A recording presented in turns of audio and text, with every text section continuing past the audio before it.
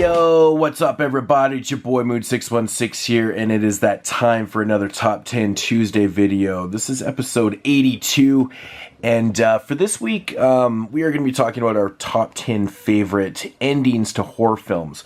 Now, I will assure you, I'm not going to have any spoilers in this video, so you don't have to worry about kind of skipping through or just turning off the video. I'm not going to be talking about the endings themselves at all. In fact, I'm actually quite sick right now, so I'm going to try and keep this video quite short. Yeah, last couple days, man, I've just been really under the weather, and it's been I'm really feeling like trash today, so but yeah, best endings of horror films. And these are just, again, of course, my top 10 favorite. These are the 10 that I came up with that really did kind of shock me and always left me thinking about them. You know, these are like ones that, they were either punch in the guts, or I was like, hell yeah, or just like, damn, that's fucking cool. But always stuck with me. So anyways, without further ado, let's get right into this. In at number 10, we got here on the right hand side here, Race with the Devil. Yeah, Peter Fonda, Warren Oates, fucking awesome film. It's just one of those, it's got one of these endings where basically you've been rooting for, these characters the whole film because you really do like them and stuff, and then the ending happens and you're just like, yeah, man, like, wow, and I'll just leave it at that right there. I've said many times that this double feature right here, action-packed double feature, should be called the action-packed best endings double feature, because this film right here, Dirty Mary Crazy Larry, is not a horror film, but it has one awesome ending also. So this double feature right here, if you want a pairing of really amazing endings, get this double feature. It's awesome. Released by Shell Factory. Good stuff. But yeah, Race with the Devil. Yeah, I've talked about it many times. Check it out. It's an awesome road horror type film about two couples that are on the road. They see something they shouldn't have, so people start coming after them. And yes, that's what it is. So Race with the Devil, check it out. It's fucking awesome film. Absolutely love that one. Okay, in at number 9, we've got, a film where the first time I seen this movie, the ending just gave me chills, and it's going to be a pun intended there too. This one just left me going, oh man, brutal. And I've never forgot. I've never ever in my life forgot about it. But of course, how could I? Because I've seen it 1,000 times. But it's John Carpenter's The Thing. This movie right here is just, it is one of the most icy cold films of all time. It just feels cold. It looks cold. The ending is chilling. It's just an amazing film all around. It's one of my favorite movies ever made. And I think this movie right here is just, it's amazing on all levels. So if you've never seen The Thing before, do yourself a favor.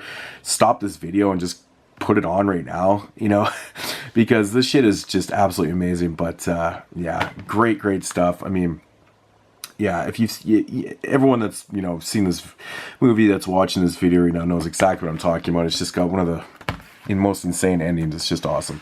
In at number 9 is The Thing. Okay, moving along. In at number 8 is film from, I believe, 1970. Oh man, I always forget the year on this. 1973, I believe. And it, of course, is The Wicker Man. Now, these type of religious, cult films always scare the shit out of me. There's something about these type of films that always do it for me. I don't know what it is. It's about, because I've never really been 100% sure how I feel about the whole religion thing and all that type of things. And when people are that obsessed with something, it scares me to death. And when it comes to religion and people are obsessed with it and, just things like that, cult, and when a whole pile of people are involved, it scares me, because this type of shit is actually really happened in life. The Wicker Man.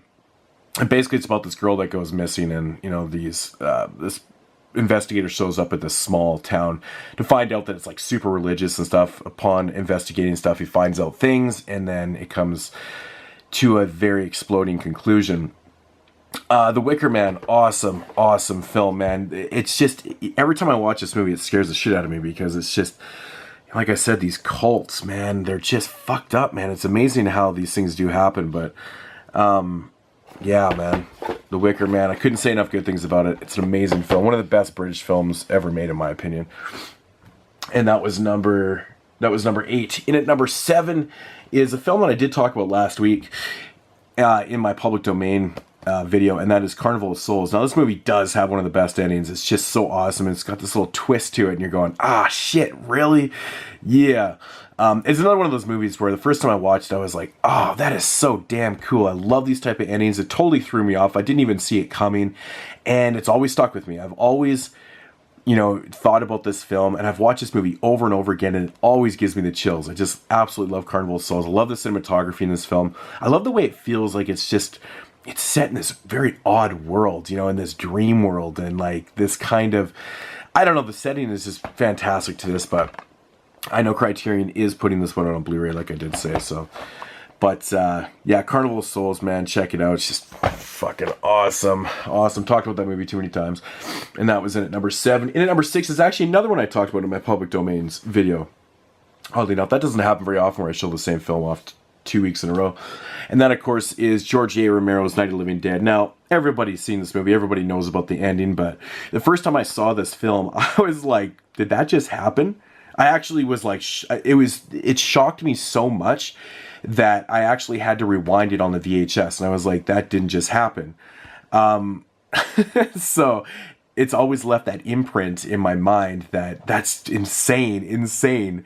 I know, like, all the, you know, the kind of the undertones that go with the ending of this film. You know, did George A. Romero even realize what he was doing? Because based on what was happening to that character, you know, and who was doing it to that character, I'm sure everyone has seen Night of the Living Dead, but I still don't want to spoil it for those few that have not seen it. But Night of the Living Dead, it's got one of those shocking endings that you'll never forget. So if you've never seen this film, check it out. You'll never forget the ending. It's absolutely phenomenal. So yeah, Night of the Living Dead in at number 6. In at number 5 is one where this one right here is a film that is a straight punch in the gut, a punch to the face, a punch in the balls, and then a drop kick to the into the midsection. It fucking takes you down on every level. It's so awesome, and that's why I love this film so much. And that is The Mist. Frank Darabont's The Mist is just a phenomenal film. It's really well executed. There's some just heavily over-the-top characters, like the religious bitch in this film just gets on my fucking nerves, but it just adds so much to the film. Yeah, but the ending of this movie is just ridiculous, man. If you've never seen The Mist, it's basically just a bunch of people that are stuck in this grocery store, for the most part, because there's this heavy mist outside, and there's things in the mist, and they can't get out. They can't escape.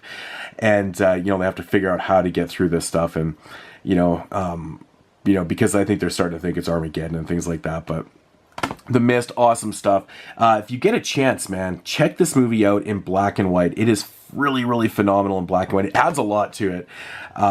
So, yeah, The Mist, check it out. It's awesome sauce. Can't go wrong with it. And that's number 5. And then number 4 is another one of these religious cult films that scares the shit out of me, and that's Rosemary's Baby. Again, first time I saw this film, I was like, oh, yep. Definitely did it for me. And, yeah, again, you know, just like, I think The Wicker Man and Rosemary's Baby would be an amazing double feature. That would just scare the shit out of you. I mean, if you're like me, because like I said, satanic cult and religious nuts and stuff, just, I don't know, it does it for me, man. It's crazy shit, but yeah, I mean, here's a quick little synopsis if you want to pause that and read that if you've never seen this movie, but yeah, you know, another classic film from 1968, of course, with Night of the Living Dead being from 1968 also. So these are my 2 favorite films from that year, in fact. And Rosemary's Baby, check it out. Amazing stuff. That was number 4. Number 3 is, of course, Sleepaway Camp. Now, the ending to this movie is probably one of the most bizarre endings, not just to any film, but of course to a slasher film. It's got a great twist ending that you go, really? Like, what? And then you can't help but rewind that because you want to keep checking out that scene, if you know what I'm saying, because it's just so wrong. It's so fucking wrong. This movie right here, man, the first time I seen it when I was a young kid, I was like, what? I was so confused. I was like, what just happened, man?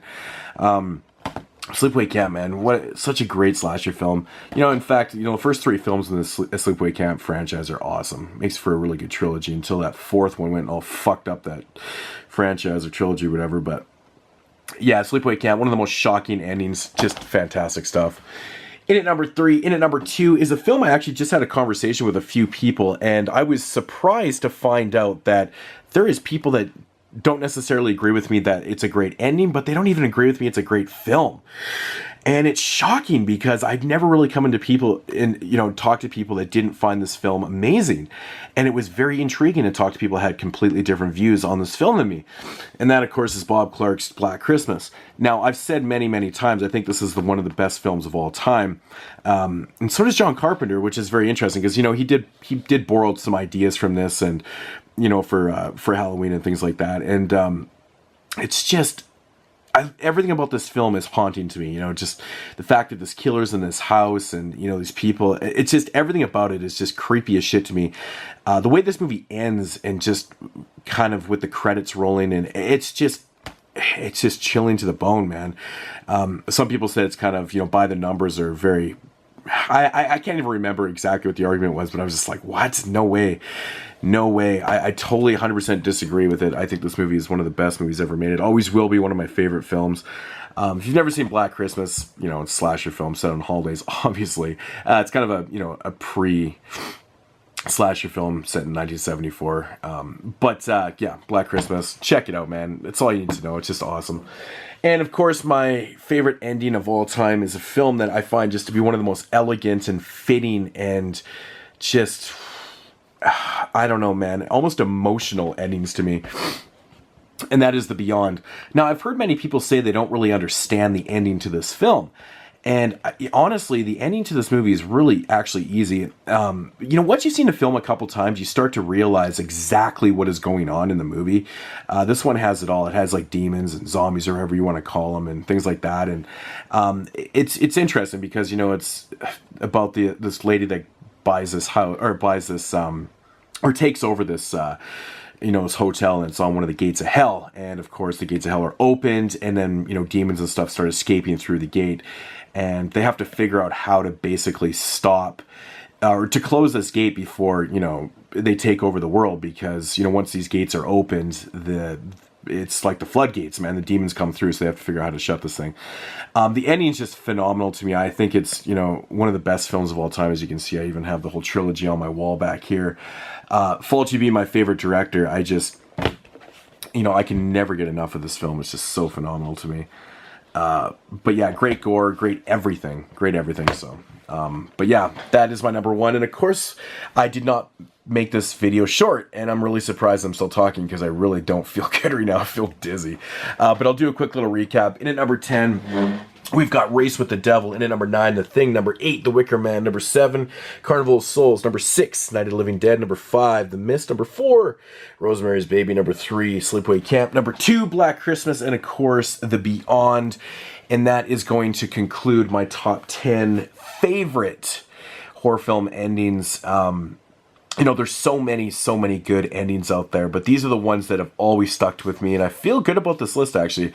I had to cut off a bunch of really good ones, which was such a shame, but, that's what happens in these lists. It's just the way it goes, so. But anyways, guys, if you're still listening, I'm curious on your guys' favorite endings, so maybe leave me a comment down below, and, tell me what your favorite endings are to horror films, besides these ones. If they are, that's cool, but, tell me some other ones, too, so.